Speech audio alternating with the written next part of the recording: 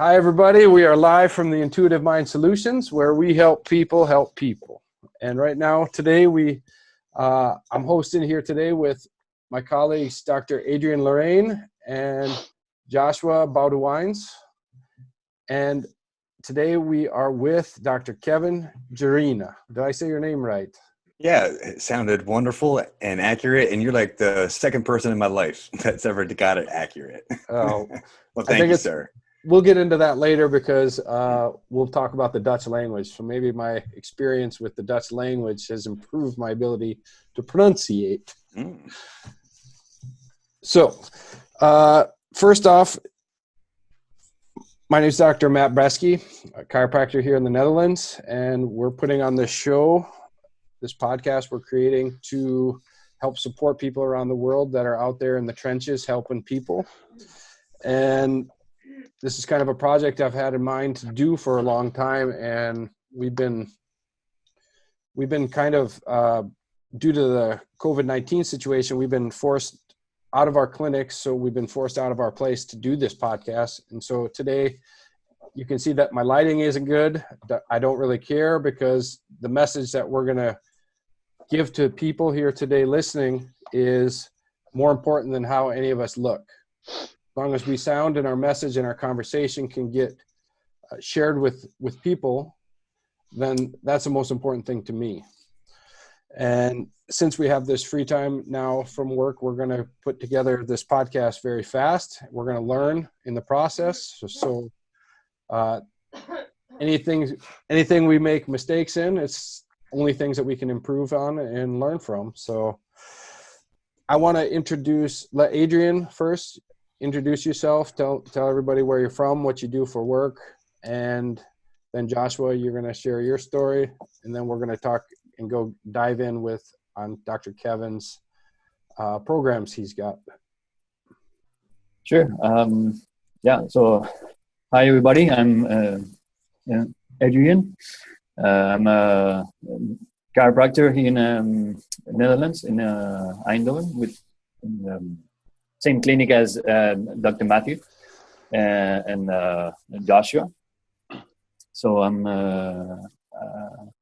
was born in France. My parents from Chile, and I studied in Barcelona and chiropractic, and I'm in my 6th year of professional career in chiropractic. So yeah, I'm just arrived maybe 9 months ago in Netherlands. So here I am, excited for that first. Well, we're glad to have you on the show. So we're gonna go to Joshua now, and then we're gonna be able to have both of our experience as chiropractors to be able to share with people about how we're also helping people in the world. And Adrian and Joshua will be full-time co-hosts on the show. Anytime they're available for the show, they're going to come on and they're going to help support me in the hosting of this endeavor that we have. All right, Joshua, you can tell people a little bit about you. Hi, Matt. Yeah, I'm Joshua. I'm a counselor in practical psychology. I work at the Forensic Psychiatric Institute. I'm an ex-military. I got PTSD in the army, and nobody could help me. So that's why I started to study psychology, and I kind of saved myself.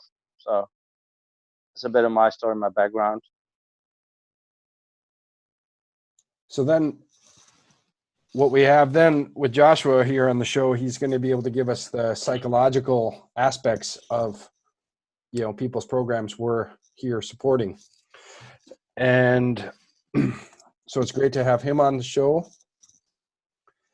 And now what we're going to do, Dr. Kevin, give you a moment to tell everybody who you are. And then after that, our main goal here at this show, the Intuitive Mind Solution, is we help people help people. So we want to help support you in any way we can, just getting your word out and getting your message out to support you. And so after you tell everybody who you are, if you want, you can go into a little bit about your programs, And after, when we get this released and people are watching this, all your information will be posted and available for people as well in the description of this video and this podcast. So people stay tuned looking at that. Check out what's underneath, and you'll see all Kevin's programs too if reading is easier for you than listening. Okay. Okay, the floor is yours. Thank you so much for having me, Matt, and really appreciate this time to come and speak with you. We've connected over the last couple months, and I got to know Adrian because he's actually been connecting with me in one of my programs, and got to know Josh a little bit over the last couple of days and weeks. So I'm in my 13th year of practice as a chiropractic physician here in New Jersey, in the United States. And my course of postgraduate work is really what has been the foundation of what I've built in my programs and my practice. I consider myself a non-standard chiropractor. I have taken a number of different techniques and modalities that are unique. And so with that being said, I've really developed this awareness, awakening, and healing system. And that's really where I help people. I know I maybe have jumped the question you posed to me earlier, but really that's the nature of, I see any problem in life is if you don't know there's a problem, how can you begin to fix it? And so that's the awareness component. And once we wake up to that, then we can start to the process, the journey of the healing. And that's in essence what I do. It sounds kind of funny, but regardless of the health condition or the state of life one is in, there is simple and consistent processes that one can apply in their life to cultivate a life of success and wellness and happiness and joy and fulfillment. And so my journey of my own healing process is really where all my programs come from. To give you a little encapsulation of what I've built. Okay. Yeah. So it sounds like we're all in the same situation here. You know, I came up with technique with my healing process, Joshua as well, and Adrian as well. I got a nice quote behind me that it's the same what Dr. Kevin is saying. You want to read it? It says you can. Yes. How can you heal when you don't know thyself? Wow. Like that. Did you just make that subliminal? I mean, because there it is. It comes out. Yeah. You know. Well, this show is uncut, and Indeed. this show is going to be as raw as you can get. Yeah. So now, real quick, when you say non-standard chiropractor, like what would you? So a standard chiropractor in your definition is this, and then how would you go into that a little bit? That's a great question. Well, you look at the number of chiropractors, at least I'll compare the United States. That's what I know the best. I also lived in Thailand. I worked there for 2 years, and I even traveled down in Ecuador for 3 months working. And I got to experience a lot of different practices, a lot of different styles. When I visit and when I hear about what most chiropractors' styles, essentially what they're practicing is more of a high volume model, meaning as many people in a day as possible, as many people in a week as possible. And there's some standard techniques that are taught in the colleges, just like anyone who's learning mathematics. If you go to a certain level of education, you're going to get, the basic arithmetic, subtraction, division, multiplication, but then you start ascending the levels of knowledge and you get into, fractions and calculus and different forms of mathematics. And the higher up you go, the less people are involved. And so once I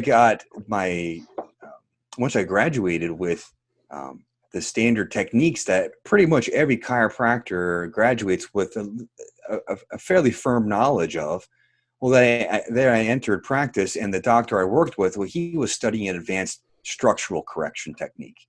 And if we want to talk about names, that's CBP and Pettibon. Mm-hmm.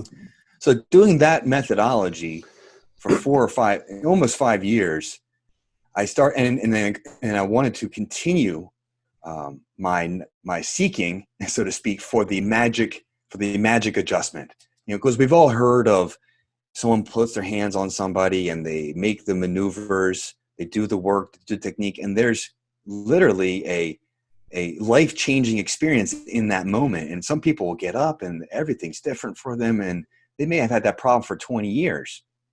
And in one adjustment, one session, it's gone, never to return. And that's happened with some of my clients, some of my patients.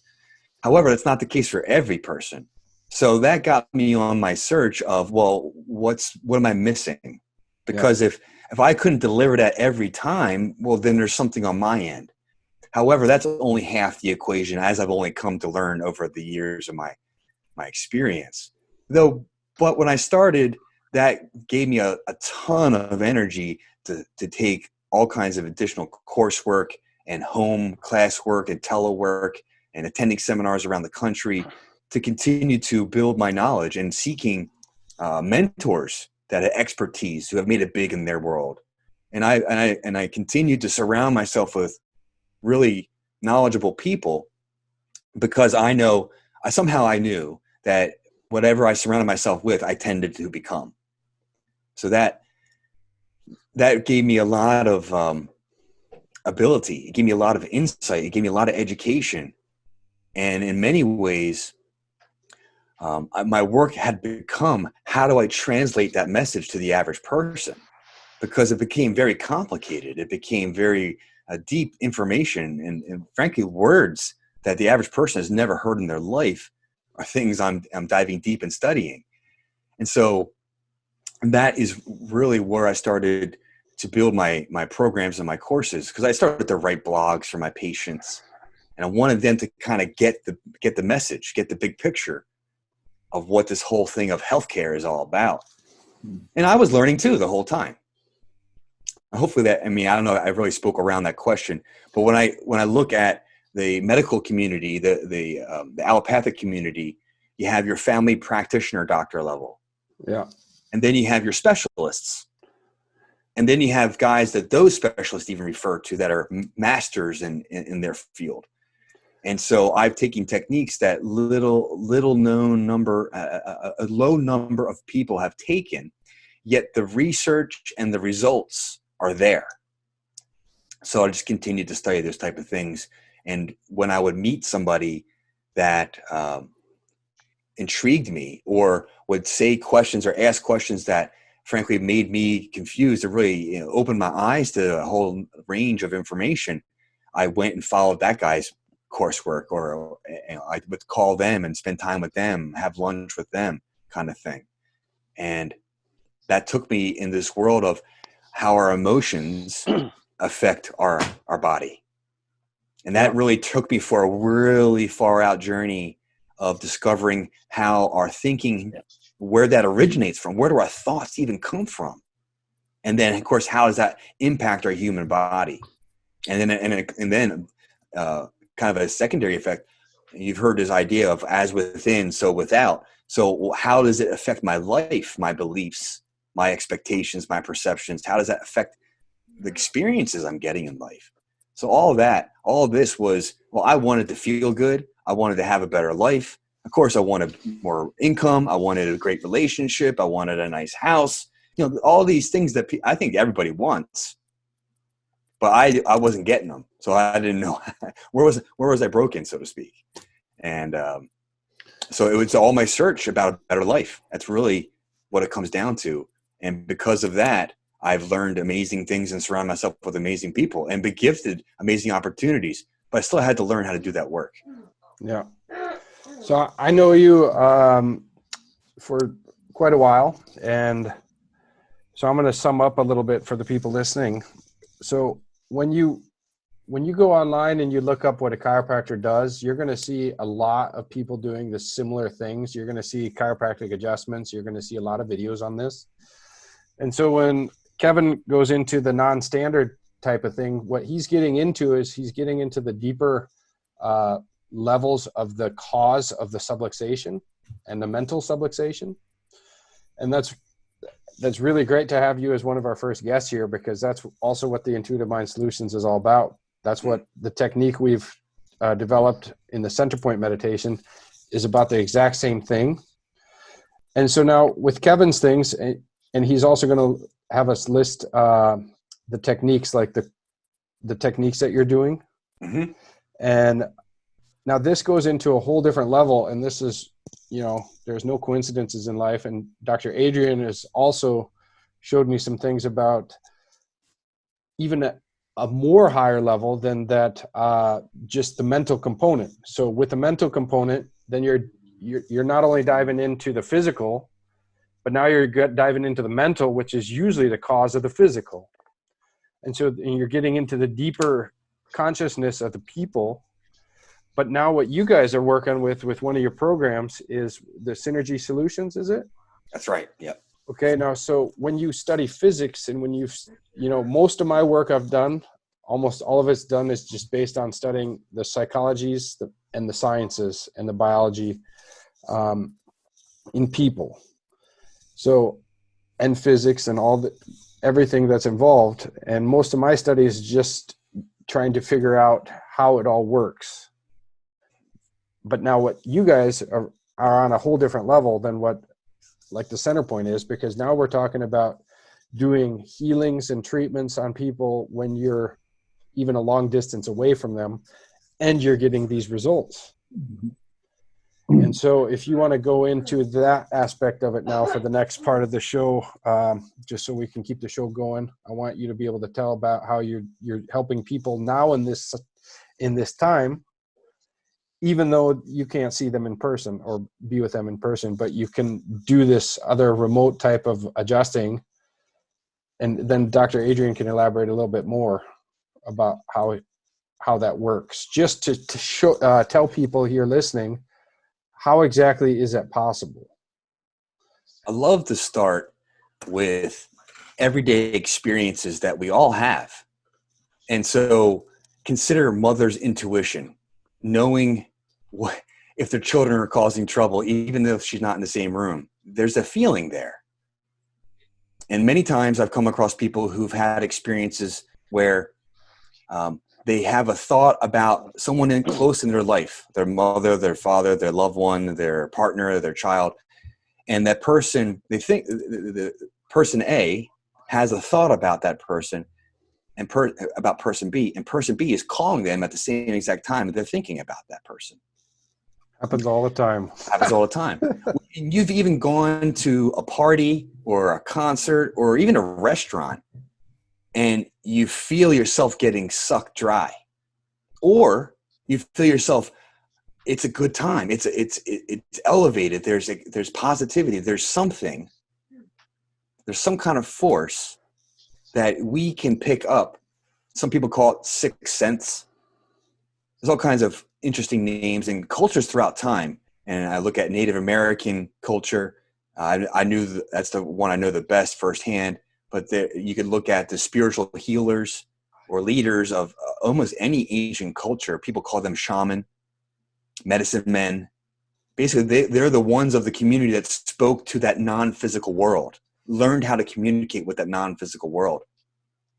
And that's those weird coincidences people have. It's the weird synchronicities people have. So now science, over the last 30 years, you've taken physics, and physics breaks down when you zoom in too far on a microscope. You get to this thing called the quantum level, subatomic. You have to go back to your youth education. We have the cell, we have molecules, and we have atoms, and then those atoms that go down to even smaller parts.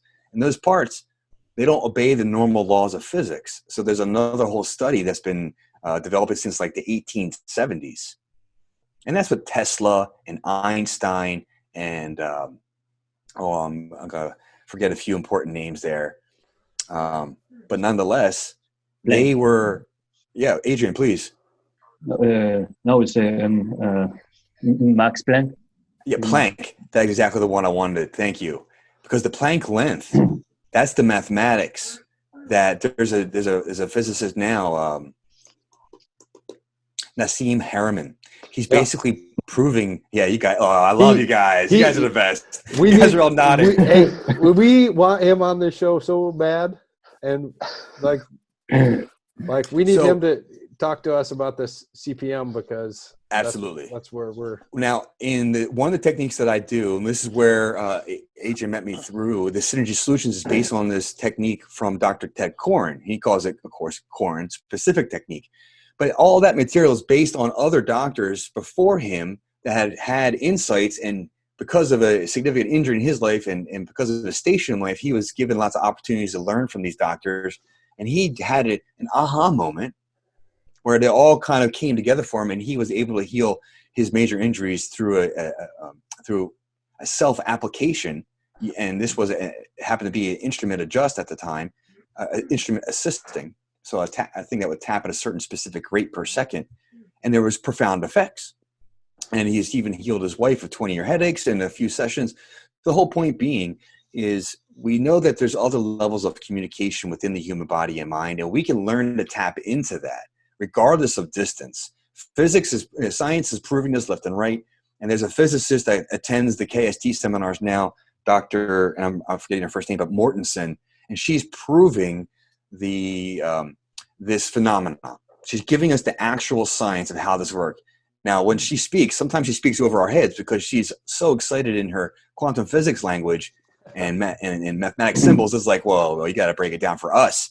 And so, because that's not my forte, it's not my flow zone, so to speak.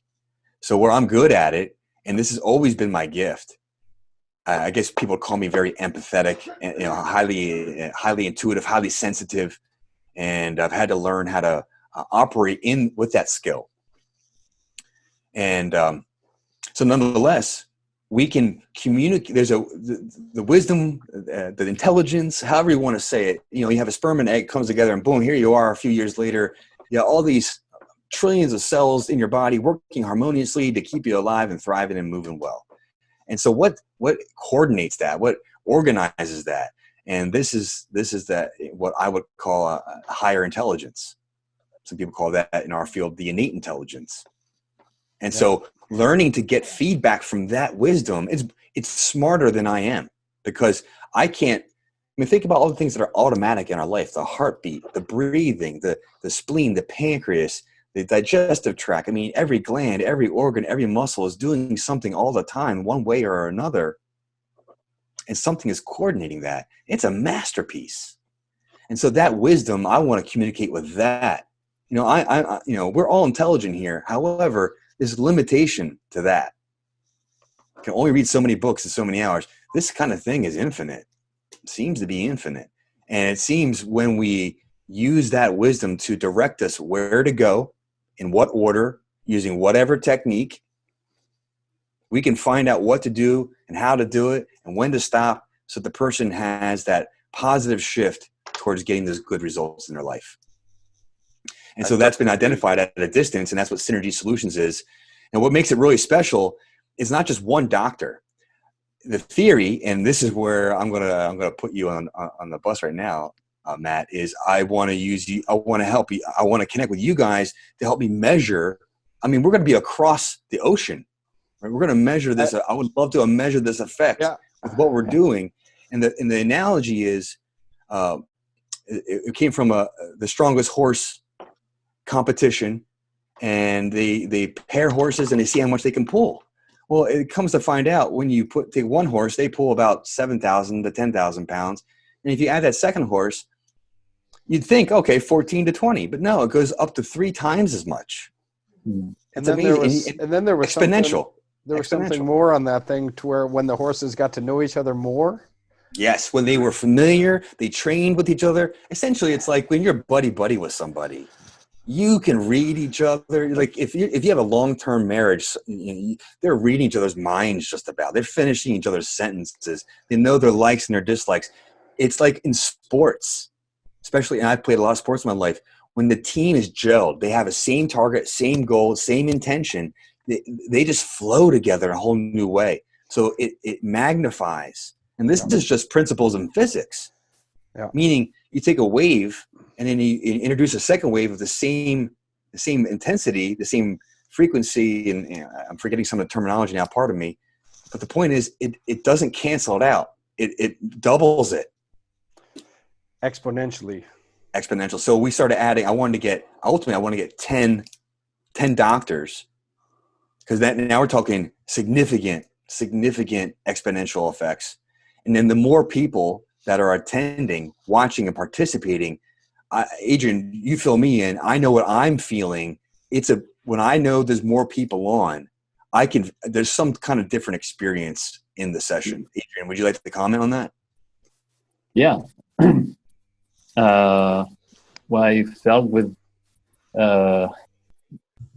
Beth coming in a few weeks ago. Yeah. The difference between being 5 doctors and 6 was huge already. Huge. Huge. When you came in, that you were the 5th one, Adrian, I was blown away by the change in the experience. And I think that's in one of the free, I know it's one of the 3 free downloads. So people go to synergysolutionsessions.com. Just put your email and you get 3 free sessions. You get basically, it's called your boot camp. And one of those is Adrian's first session in the group. And it was profound.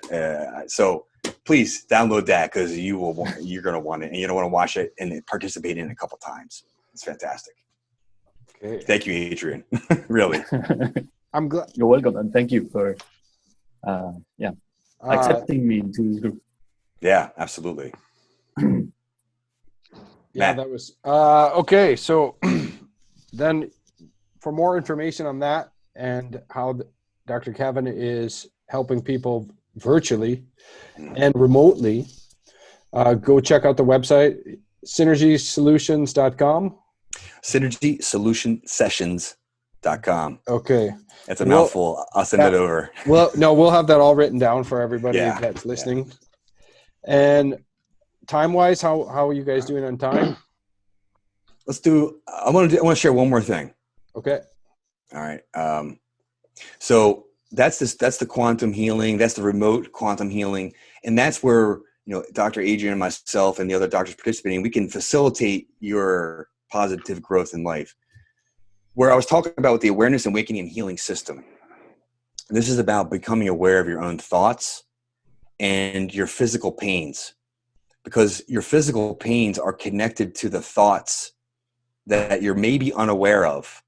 And the pain itself is an indicator that there's something calling your attention for help. And it plays out at the structure level, so bone, muscle, ligament. It plays out at the nutrition and toxic level, the foods you take in and the toxins you have. There's a mental level, there's an emotional level, and then we start getting into this non-physical anatomy. Some people would call that the chakra and the aura. And Matt, I love how you've done with Intuitive Mind Solutions. You used, I think, the proper term, the biofield.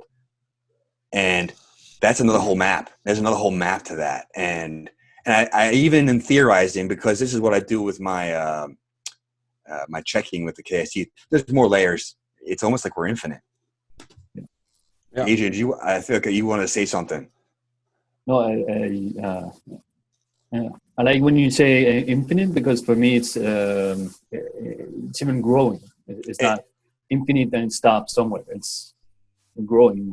So here, I agree with you so much. Infinitely expanding. We are made in this image. If I could take a line from somewhere else, but the point being is, humans are the one categorizing this. There's no separation between these layers. We're just observing them with our abilities, and then we're, thank goodness for the advent of X-ray and the advent of all this different technology, MRI, and the things that you guys are using to measure brain waves and different body energy movements and whatnot. And there's going to be more. There's this Dr. William Tiller I constantly refer to in the Synergy Solutions, because he's measuring these changes in entropy. and it's not changing the temperature of the room. There's a change, although it is measured in like, I guess different forms of things. I'm definitely not the expert there. However, he's measuring changes in some form of energy that surrounds the people that are attending those events. Mhm. We're hoping to get That's that. cool. There's a device that with the biofield camera, there's a device that sold with that same company, and we're still in contact with them. We're having some difficulty at the time, but once we get that, and I think that does measure the entropy of the room. So we'll be able to get you that data, and we're going to try to remote across the ocean, and then see if we can show the changes that are happening. Well, I mean, I'll just say this, and maybe I can wrap up with this. I know the changes are happening. Now we're just going to show the world that they're happening. Yeah, that's simple. what we're here. That's exactly what we're here for. That's beautiful. If we want to. And now, for time wise, we're gonna. How much time do you have? Because the next part of the show, we're gonna do a little Dutch comedy show. Let's do it. But we're gonna limit it to one expression. So now Joshua is gonna tell us one Dutch expression, and what we want to do is we want to decipher it with the American English language, because the Dutch expressions, I swear they were purposely made to frustrate anybody living in other countries that want to move to the Netherlands. Yeah. And so they can make fun of us. No, that's not it. That's not it. I have one more thing. Can I get back into something Kevin said? Yeah, Because please. I wrote a little bit down, and I don't know. I'll be fast because I'm nowhere short of time. But I was wondering how long the clinical medicine and psychology can still deny the existence of this field and of this interaction between people, because we all know it. We all know it's there. If you move into a room where there's a bad atmosphere, you feel it like a dark cloud moving over you, right? If someone is standing right behind you and you didn't see them, but you know they're there, Mhm. it's a thing we all experience.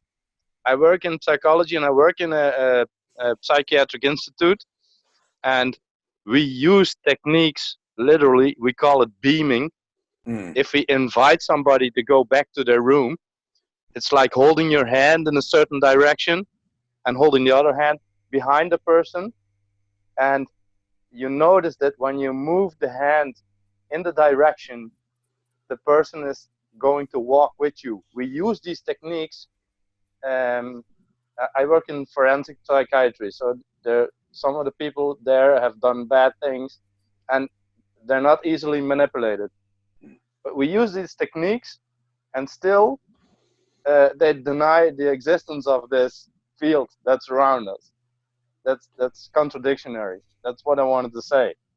And the other thing is what I wanted to say is in the Centerpoint meditation research, we showed with the research with Linda that when we move into a certain part, one part is emotion, I will call it, and another part is more logic.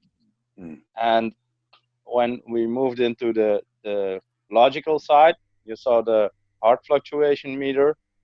There was no bad flux anymore, so it doesn't read the heart, but it reads the flux between the Heart variability is what he's heart talking about. variability, right? And there was no more heart variability. And when we moved into the emotional side, then it got all wild. You can see it on the video. So that shows to me that there is a connection between emotion and the heart, and logic and the brain. You know, that's what I wanted to tell about that. Yeah. Oh. I just think, to answer your first question, I think we get into the third section of of the show, because you asked, you're why aren't we accepting that in our mainstream yes. sciences and health applications? Well, that's a sticky subject. And that's what we're here for. That's well, so the point, yeah, I think there's it's like it's a profit-driven system. It's not for the benefit of the individual, because it was solely for the benefit of the health of the human race. Well, then this would have been accepted 20, 30 years ago and would have been put into full action. I mean, I got a whole library of books over here proving this point that you just mentioned. So there's a term, I believe, cognitive dissonance. When someone has such a strong belief in something, it's like they can't see new information. Mhm.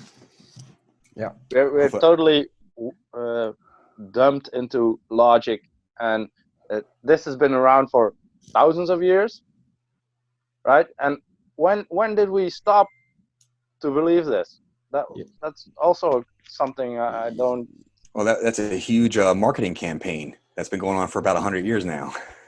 Yeah, that's just when we get into the controversial section of the show, all these things that we're going to that we can potentially talk about is what's going on right now. That spider web of control has created this, and that's why this Intuitive Mind Solutions got its name, is because the intuitive mind has been forgotten. The intuitive side of things has been unlearned. And we forgot that we're animals. We forgot that we're connected on the planet together as one species. And we have this literal connection to each other that can be felt and perceived, even as you're demonstrated, Kevin, across the ocean. You can feel this connection amongst each other. And this has been forgotten for a reason, because if you dumb down or you delete the intuitive side of human beings, you only create a logical being that is stuck in their head. And they're not in their intuitive side of things, and they're no longer processing their intuition in a way that they were designed to.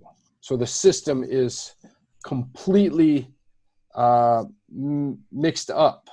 And the center point method, what Dr. Kevin's doing, we're bringing people back into their intuitive sides by giving them the understanding of what is happening, giving them that guidance through the journey in rediscovering what our true intuition is and how it's affecting us physically.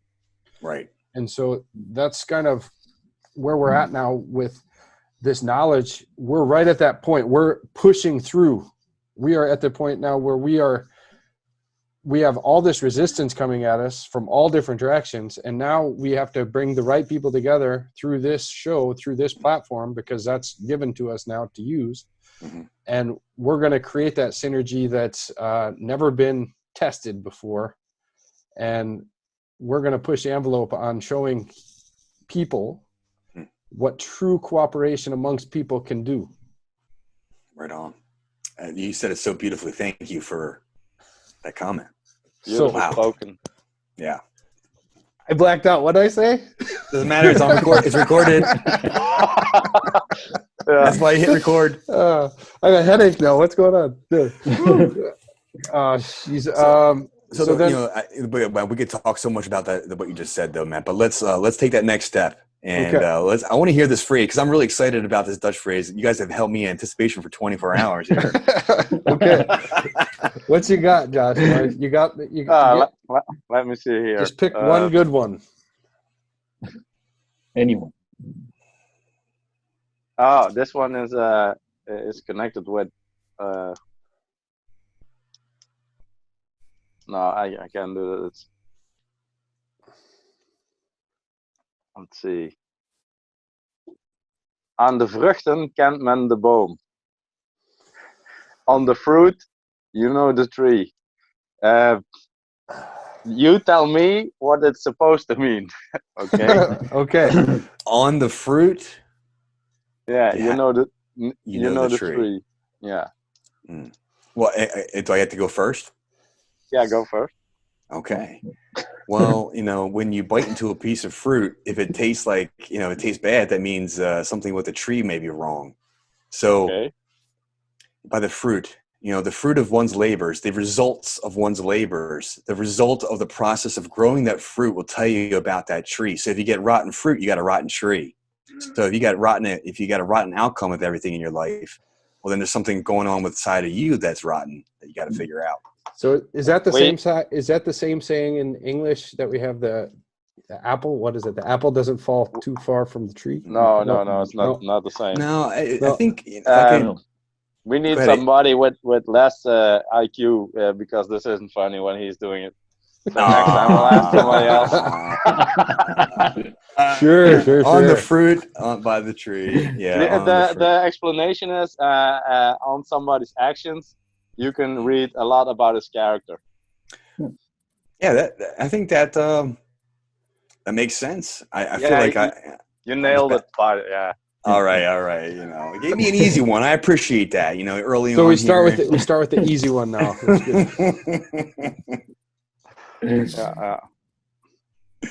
Yeah, some of the Dutch sayings you'll hear them on another show. We'll get into some more because I have a whole book.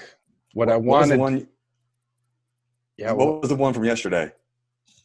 It's raining pipes and broomsticks. Regen pijpen stelen. Yeah, it's raining pipes and broomsticks. Or you could say it was raining cats and dogs. Where does that logic? Yeah, there's also no logic. Well, someone's got an answer for that because I don't. But okay, here I'll go into the main one. Well, maybe that's the point. Having no logic about that. Just yeah. What you're saying is nonsense, and that's it. Let's just go into the Dutch language. Like, okay, if you say "I love you," yeah. So how does that translate into English? I love of you. I hold, but houd also. I hold. Like a posture. I hold. Yeah. So the word houd means also hold. I hold to you. So I had this client in my hands, and I was putting her down on the table to adjust her anterior, and I said, what I should have said to her is, "Ik houd je vast, je kan ontspannen." So it means I hold you tightly, so you can relax. You can, I told her that, but instead I said, "Ik hou van jou." I love you. And I told this new client that I love her, and she looked at me in such a way that was like, I was like, that was wrong. I think, did I say that wrong? And she's like, she was really evaluating that. No, there's nothing bad at telling somebody you love them, but. Oh man. Well, I'll tell you a quick story. I was learning when I worked in Thailand. I was learning how to speak Thai. I was introducing myself, Kun Mall, I'm the doctor. However, what I didn't understand was the intonation of the language. And what I was telling everybody, every patient for the first 2 weeks I was there, was, "Hello, I'm drunk."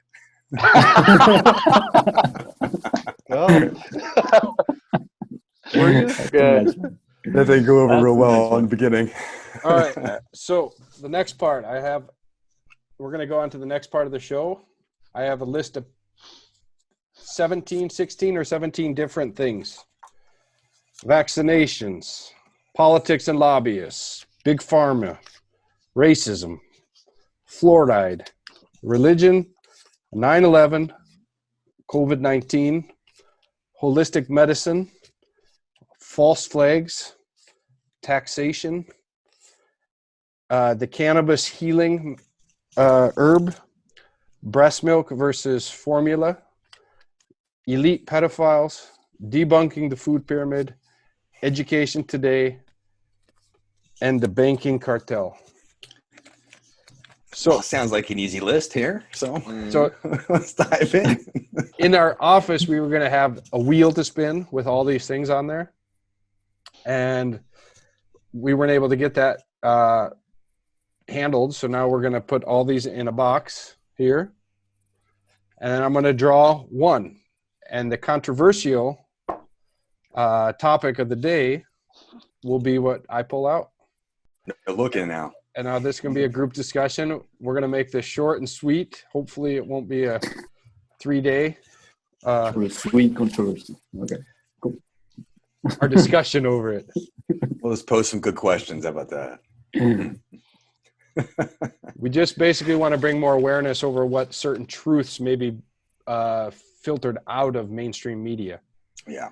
And so our perspectives on what's going on, we want to just go into these so-called controversial topics, and we want to get that conspiracy theory term, like the show we did last night, the pre-show, we're going to have on this show. So we talked about that last night. Mm-hmm. Okay, so I'm closing my eyes. I'm going to pick one. Tell me when to stop. Stop. Okay. Debunking the food pyramid. So this is we could talk for days on this too, but debunking the food pyramid. So now this common food pyramid, everybody, let's get a little continuity here. What Adrian learned in France, Spain, what Joshua learned in the Netherlands, and what we learned in the United States, I think are different. So let's just go into what, Kevin, I want you to go into what we were taught as kids, like fruits, vegetables, bread, meat, and fat. Right. Well, here's what I remember right away is that I know through my youth, the food pyramid was changed at some point. But yeah. And so I believe there was I don't remember exactly, but the bottom layer, that was grains, wasn't it? I think so. Yeah. And nonetheless, when you get to it was great. Now when I have a cheat sheet picture. So when I have the conversation with anybody about food, I like to go back to something called Weston A. Price, the Weston A. Price Foundation, and they went around back in the teens and the 20s, and to these small communities that had never had white sugar or white bread in their diets.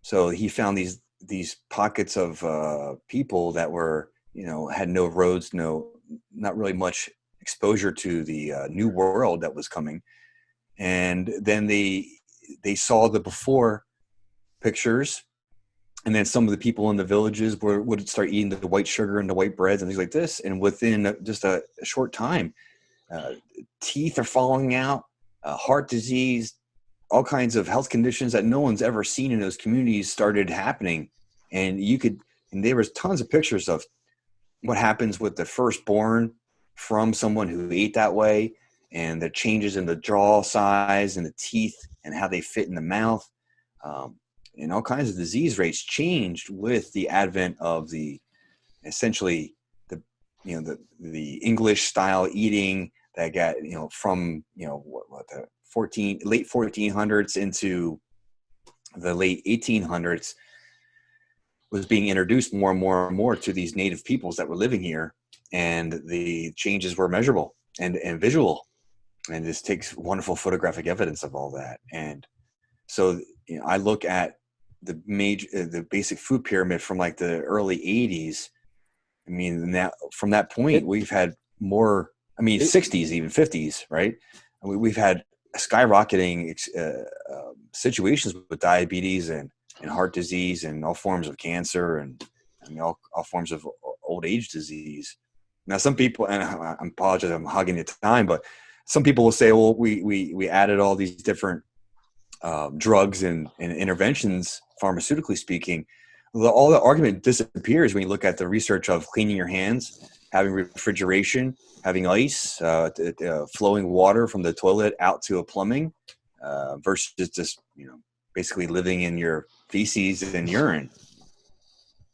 Yeah, so from being American as well, I can agree with you that what we were learned and what we were taught as kids, what we grew up on, hasn't served us at all. So I'll go into the deeper kind of controversy on this topic is that the people that have mass marketed the food pyramid how it was, they were in control of the drug companies. They were the pharmaceutical industry as well. And they created a diet in the population that made us sick, that made the population sick, so they would need medicine, so they would be diabetic, they would be heart disease, would get cancer. So I can say I'm going to let the other two talk too about their perspectives from their countries, but in the American way, we were fooled. Even if you study that Harvard study where they did the study of dairy, that milk, on what it does to the calcium in the body, it actually does the opposite of what they promoted for years. So drinking excessive milk, this Harvard study, we'll list it on the after this and the description. It basically said it actually pulls out the calcium out of our bones, weakening the bones. And so all these lies have been spread around for the last 100 years in order to make our society sick. And I don't know what you guys learned as kids, Joshua and Adrian, in the Netherlands and in France, but is it a similar story? Yeah. And even going back in past centuries, not even about 100 years old, it's even older, that the how to say that, the nobles, the high society, the wealthy society part, people in societies in Europe in general were eating white bread, were eating the white flours, and the poor people were eating the whole grain dark bread, for example, and the thing to show that you've been that you're rich was be fat and eat to eat white bread. Being fat was a thing of status. Yeah, exactly. So all those things, and for example in France, so the brunch, the concept of brunch on Sundays, where you eat dark bread, whole grain dark bread with salmon, with a bit of salad, a little bit of olives, some fruits, stuff like that. It was actually the same diet that those poor people, that those were farmers and were having 2-3 centuries ago. So the thing that we take now as luxury, because brunch we go outside maybe to have one, or we it's a special occasion. All those things were what is special now was actually pretty common in before, and for common people. So yeah, and yeah, in France, well, typical breakfast is a bowl of coffee with milk, with orange juice, and with croissant or bread and butter and jam. So does it follow the healthy references? Maybe from the World Health Organization, maybe from the typical food pyramid, where the grains, white bread, all the stuff are at the base of the pyramid. Then you're healthy in that sense. But we know that orange juice breakfast might make you reflux and stuff like that. So what I see on one food pyramid here is like they have fats as high up, and now we've established that certain fats are necessary for the body. Mm-hmm. I have colleagues that I refer to for all my nutritional consultations, like Adrian I send people to, and because that's not my expertise, but I do know certain things is that we've been lied to about the state of how food affects our bodies and what is healthy, what is not healthy. And real quick, Joshua, do you have anything with the Dutch food pyramid? Because that's, I know from my Yeah, understanding. it's almost the same as the French one, and almost the same as yours, I think, with lots of carbohydrates and all that stuff. The only thing I want to say about this, and I want to respond with a question and the remark, is that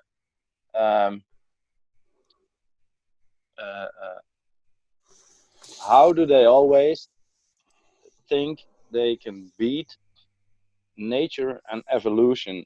Because this body we have here, it's a 22 million old made machine that is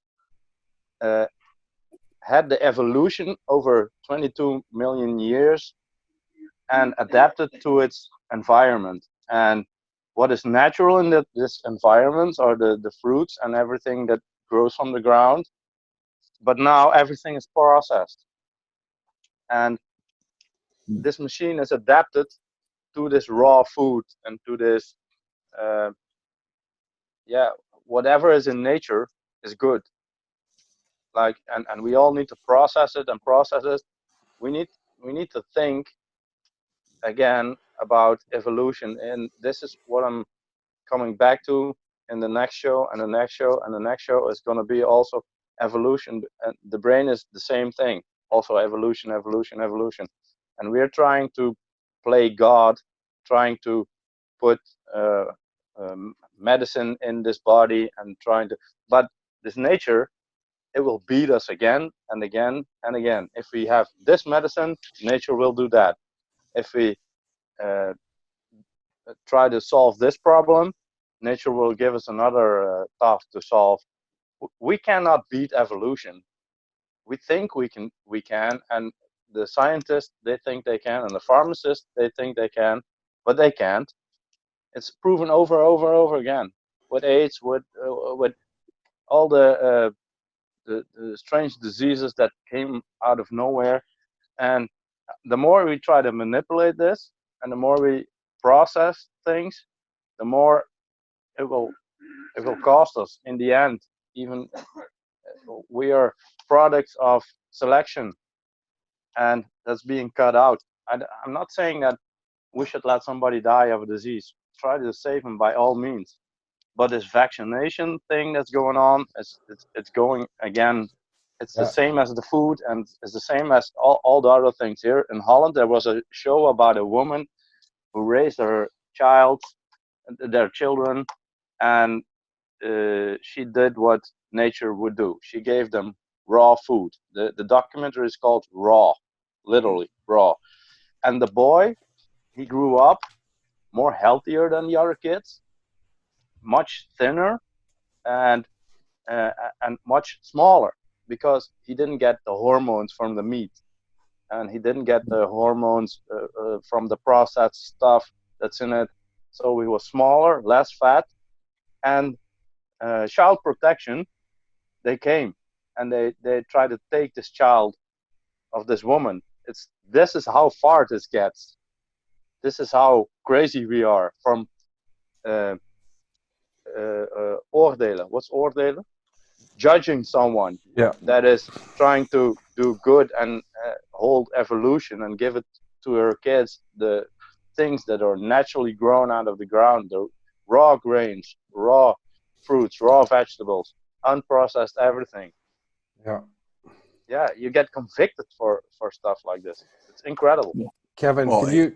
I did some tests on one guy, and going into some of the muscle testing and all that, and I found this guy had a sensitivity to gluten, and he had potential celiac disease. And I asked him if he ate bread, and his breakfast, he every day an entire loaf of bread. And I tell some of these people in the Netherlands here, and I was like, so could you maybe take bread out of your diet? And they look at me like I'm a are you crazy? Out of our diet. Look, and I want to comment on Josh's comment and then yours too right now. It's like, well, there is a difference in kinds of bread. So let's find a non-GMO. Let's find the original wheat, not the wheat there's different forms of wheat. People, I think, are unaware of that. And so we can grow ancient grains, and there is a health benefit to that. And that's an intuitive mind solution. So we have to go back to the way the earth was growing itself naturally. And this is the one thing I wanted to say, because the easy example, and the one that legally I think I'm allowed to talk about, is vitamin C here in the United States. And we know there's a disease called scurvy. And nowadays they have research, of course, and the ascorbic acid, the synthetically produced form of vitamin C, doesn't do the effect to heal scurvy. But if you have a natural orange, you have a lime, you get the real vitamin C, and ascorbic acid is like an eggshell, but without the egg in the middle. So we need the whole complement, all 8 components that make up a vitamin C, to give you the full way nature intended it to, and it heals scurvy every time. And now here's the other piece of the puzzle, and this alluded to something you said earlier, Matt. Our farming practices, our pharmaceutical practices, they're all tied into this gigantic system. And so an orange that I would eat in 1960, well, today I have to eat 10 oranges to get the same equivalent of nutritional value. So we're missing the boat apparently for financial profit, for simplicity, but I am also in the camp where there's an actual evil agenda propagated by a few. And I look at it as just like the yin and the yang in life. There's going to be good people, but there's also going to be evil people out there. And so somehow they've captured the attention and resources of this world. I don't know how that works, but I could talk more about that. However, well, they want to. I got to keep to the food pyramid right now, my friend. But this is just to show everybody listening that if you have to go back and listen to the list of things, we're going to be adding some to this list. These are all parts of this web. And so we're going to deconstruct each part individually. So now we've established that the food industry is under control and by certain agencies in the world, corporations, same companies that own the pharmaceutical industry. And so we're going to be through this show, Kevin, and you're welcome to come on every podcast if you want to come on and join us. It is an enticing invite. I appreciate that. Yeah. And eventually we're going to have a kind of what we want to call the Council of Controversy is going to be our council. Can we end on the solution also? Yes. Not only on bad things, but on So what now is wrong. But we've established that the food pyramid we've been taught has flaws in it. There's one thing I'm going to say as a solution for people listening is do your own homework. Please research it. Look into the solutions that are available online through our websites, through what we have as well. I say just question everything is my solution to it. Just don't believe everything you're told to believe about what you're supposed to be eating. And I have a few others, but I want to hear your guys's. One thing I would say is keep it simple. Not about strange diet or I can eat that or not. And there's keeping colors. And the more colors you have, the better. Keeping texture, so it means the fiber. So it's the orange, the whole orange, or if you press it and make it a juice, then in the juice you lose the fibers. So and the same with cooking. You have spinach. For example, the raw spinach is big leaves, and when you cook it, then it's really small, spongy food. So it changes the structure, the color, texture, the taste. Taste it, there's no taste, no color, no texture, then no good food. So a cube of sugar has nothing. Cube of sugar has nothing. No color, it's white. No texture because it's solid, rock solid. No taste. So that's it. And then it's also on how much you eat and how often. One very good solution is fasting. You want to and use. There's another one is if you want to see which food is bad for you. You check your pulse. You check your pulse before eating and after. And if your pulse is higher just after eating, then some food is wrong for you. Oh, I like that one. Focus on which one it is. That's excellent. Yeah. Kevin, you got any tips? Yeah. Eat real food. If it grows from the tree, it goes out of the ground or falls off a tree, or you have to go run around and chase it to kill if they need it, then that's what you should be eating. And then if you don't do any of that, I recommend, and it may be a simple answer for people that, no matter where they are in the world, is something called whole food concentrates. These are essentially vitamins or supplements that are real food, dehydrated and compressed and in like a cold press process. So these are there's only a handful of companies in the world that do this, but this is where we get real food in a concentrated form to make up for our farming practices that we can get in our body, and we don't have to eat spinach, like 60 cups of spinach in one day to get the amount of serving benefit that the measurable serving benefit that we need. So, eat real food and supplement with whole food concentrates. Joshua? Yeah, I will also say more or less the same. Eat stuff that grows or falls from a tree.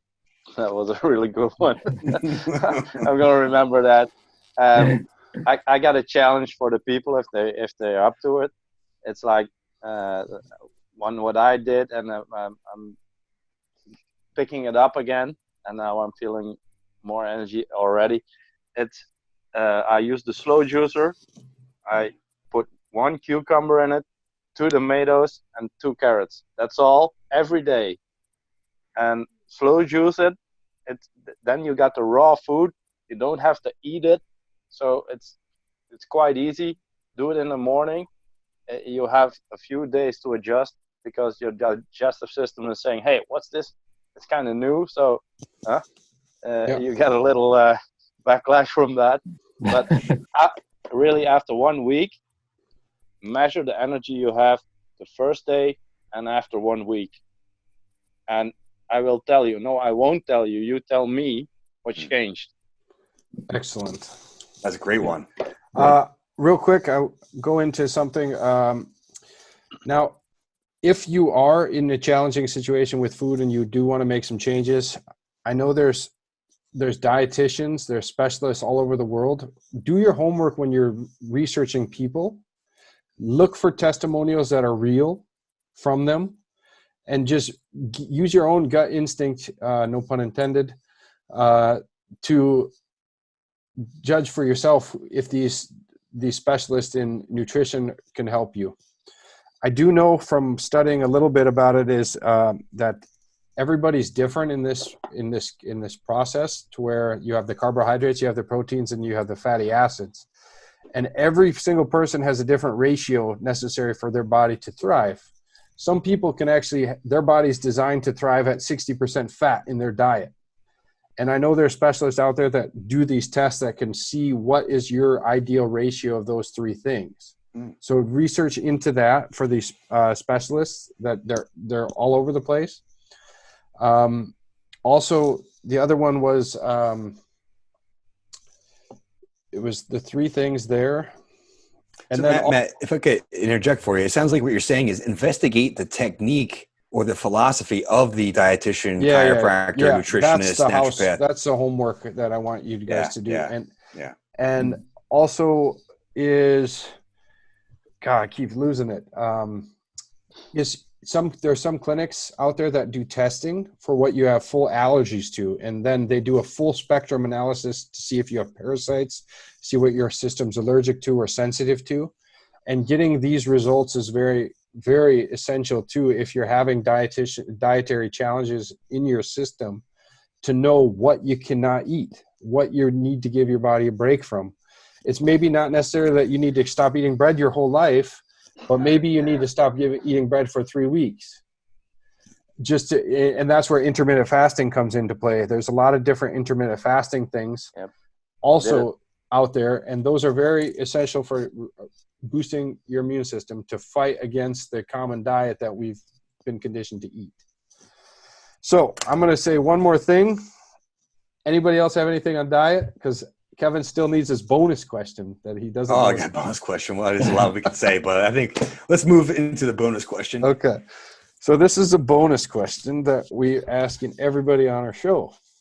And it's kind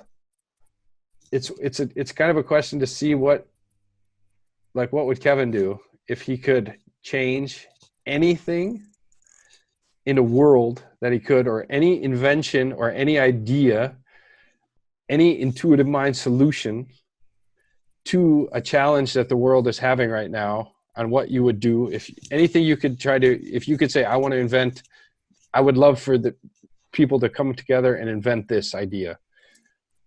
So do you have anything you've ever thought about in your life that? Absolutely. And it's not so much an invention. I think it's taking it back to some origins of human history. It's really need to teach our children how to actually farm and think and ask questions, how to be cooperative, how to actually live as society together. And I think we've really put the carrot stick out there, so to speak, for that singular advancement. I advance at the cost of everybody else. And it's almost like a Knights of the Round Table approach for living in the community. Yeah. Have you ever? Yeah. So here's my invention. Actually, it's not my invention. I'm taking it from DD.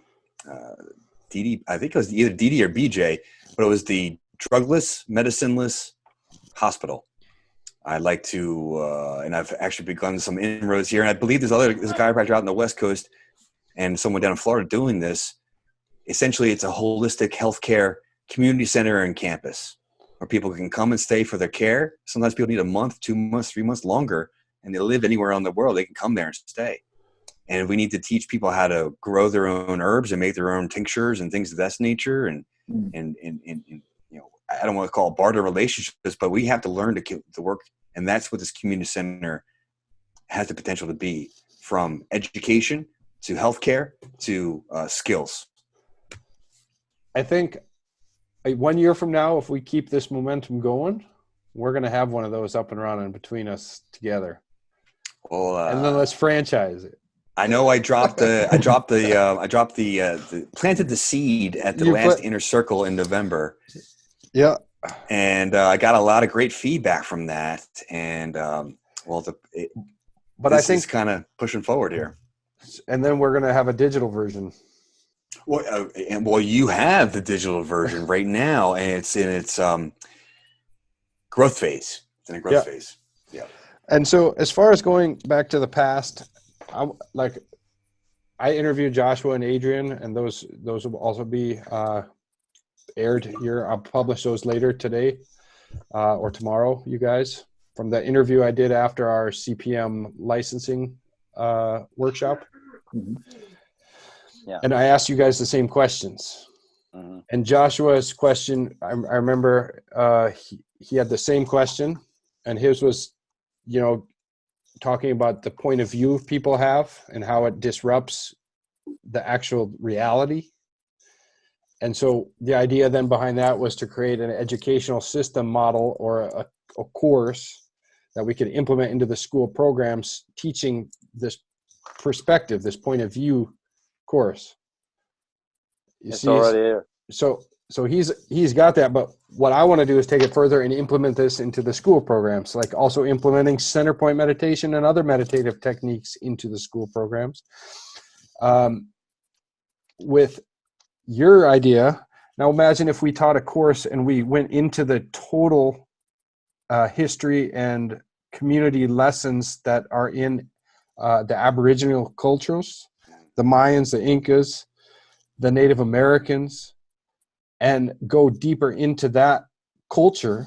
And I think you have to bring that into the educational model in order to teach these kids at a young age those principles and those practices that benefited the cultural community way more effectively than they are now.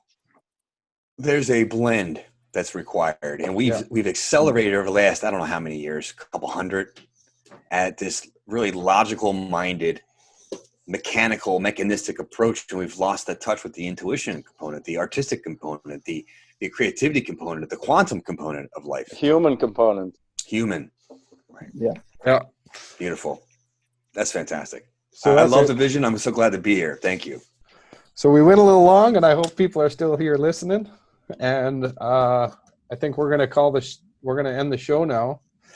And yeah, Kevin, like I said, when we get that Council of Controversy up and running, you're going to be on that show too. And anytime you want to join us for these shows, I'll give you a link, and you can just hang out and watch. You can participate. But that's the point of this thing is, like I said last night, is we have to bring the people together in a way that has never been done.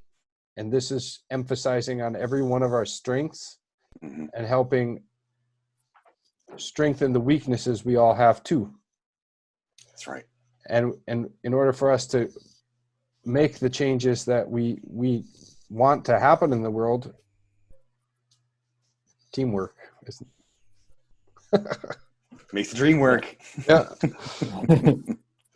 I want to say thank you for this opportunity and the vibe that I get from being in this council of wisdom here with all you three guys, and I love this interaction. What's going on, and I can feel it.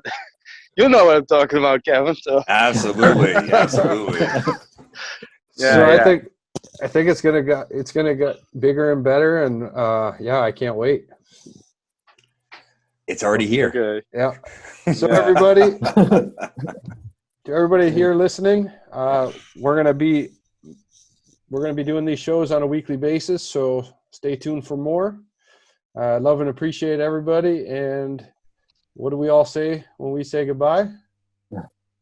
Stay relaxed. Stay relaxed. Stay relaxed, everybody. All right. Okay.